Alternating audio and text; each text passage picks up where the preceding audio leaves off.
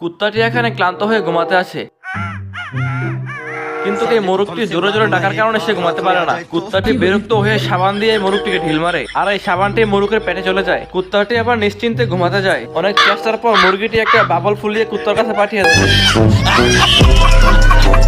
কুত্তা এবার মোরগের মুখ বেঁধে দেয়। সে আবারও ঘুমাতে যায়।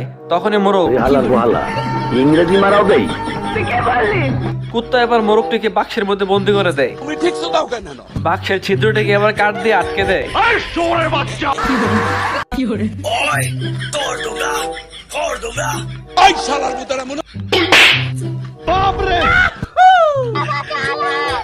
কুত্তাটি আবার মুরগের ঘরটাকে গাছের নিচে রেখে দেয়। এবার সেই গাছটিকে এমন ভাবে কাটে যেন এই গাছটি মুরগের ঘরের উপরে পড়ে। কিন্তু এ কি হলো? মানুষ পান নাই, বারবার শুধু আমার উপরে, বারবার শুধু আমার উপরে।